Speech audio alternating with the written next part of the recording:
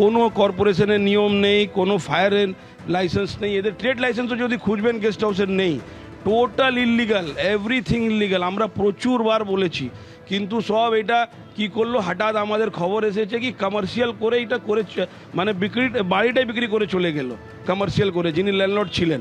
এখন কি আছে, যার মানমানিক, যার ইচ্ছে যা হচ্ছে, যার মানে কিচ্ছু নেই। আপনি ছদে চলে যান, ছদের ওই হাল আছে। পাশে দমকলের অফিস, সামনে থানা, দুটো থানা রয়েছে, একটা নিউ মার্কেট আর পার্ক স্ট্রিট।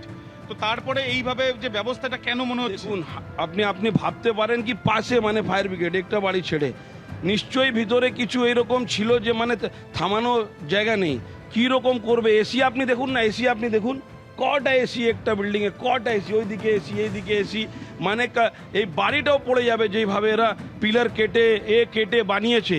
দেখবেন কোনোদিন বাড়ি কলেপস হয়ে যাবে। প্রশ্ন এগুলোই উঠে যায় যে একের পর এক অগ্নিকাণ্ডের ঘটনা ঘটে, একের পর এক কমিটি তৈরি হয়, কিন্তু পরিস্থিতি কোন জায়গায়? পরিস্থিতি কি শিক্ষা নিয়ে তৈরি হয় সেই জায়গায়, সেই পরিস্থিতি থাকে যাতে সাধারণ মানুষ সেখানে গিয়ে নিরাপদে থাকতে পারে?